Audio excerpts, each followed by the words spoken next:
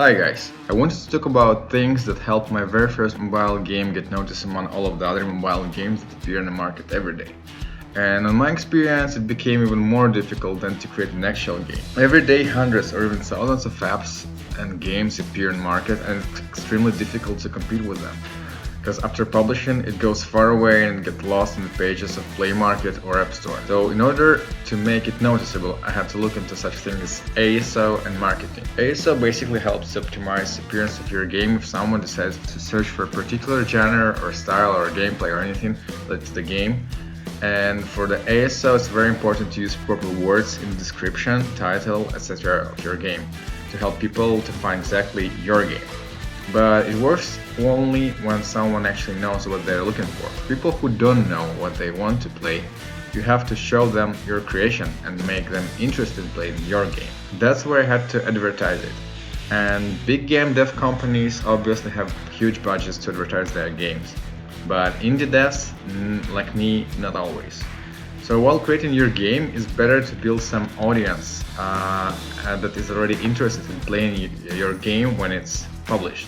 It can be a Twitter account where you can share progress, or website or Facebook group, or it can be also a YouTube channel.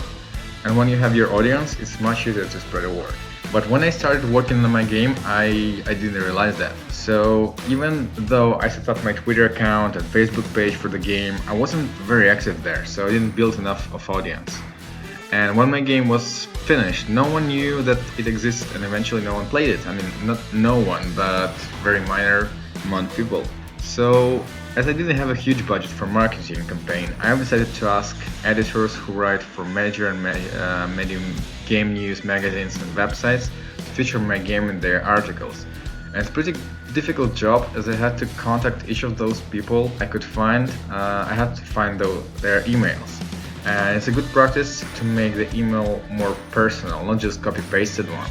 So I wrote around 600-700 emails to people from websites like Touch Arcade, Droid Gamers, IGN, Android Authority, Android Police, Pocket Gamer, and many others. Not everyone replied. I'd say I got maybe 7-10% of responses among all of those. Some of them, they were sending me their PDFs with rates to cover the game in their articles or to post advertising or a banner on their websites. And some of them, they're very expensive to me.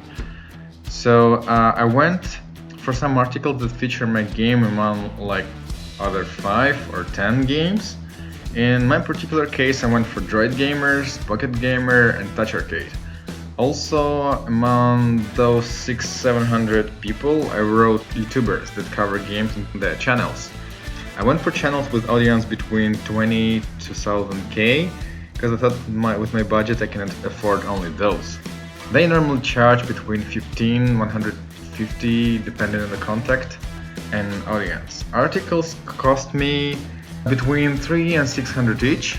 I cannot tell what exactly helped me because I was doing it all together at the same time, and obviously YouTubers get their content from the magazines or articles or any online game magazines or any online game websites, as well as from other YouTubers. So I guess all that helped to get 100k downloads on iOS in the first 2-3 weeks and 20k downloads on Android within the same amount of time.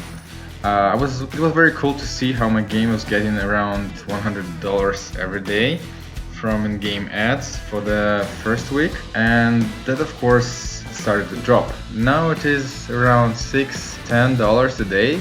Some people who noticed my game started writing to me and doing some reviews for free, which was amazing. But also you have to be ready to maintain marketing of your game in order to get more or less stable or permanent income. Otherwise, in a month or so, it will get lower and lower. As this is happening with my game, downloads fell down from 35k per month to 15k per month. Of course, keep in mind that your game or app has to be a quality product, which helps to get noticed much better and faster. Another thing people are asking me often, which video courses I watched while learning C# and Unity and basically drawing in pixel art style. So I've purchased a couple of video courses on udemy.com. I'm not getting paid for advertising of any of those or of Udemy. but by my own judgment, those are pretty cool and easy if you're a beginner. So those courses were the very first one I really liked.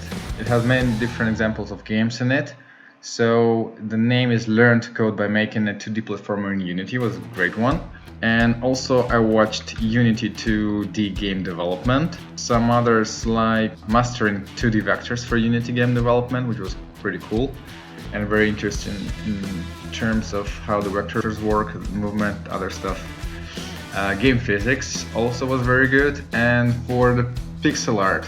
So I found this video course, Pixel Art for Video Games, and it was very interesting and to watch it, and actually I got so many knowledge from it. Part of it, I also went to YouTube checking some videos related to pixel art.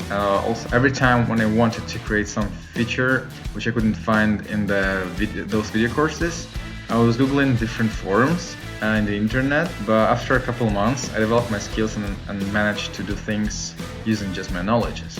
So, and after the game was created, I also checked some courses related to marketing and mobile, for mobile apps and games. And the one thing I can tell, in a relatively short period of time, I learned a lot. In the next video, I'm gonna go through game design document showing how I've created it. And if you have any questions you'd like me to cover, write them in the comments. I'll answer, or probably I'm gonna make another video. Thanks guys, and good luck.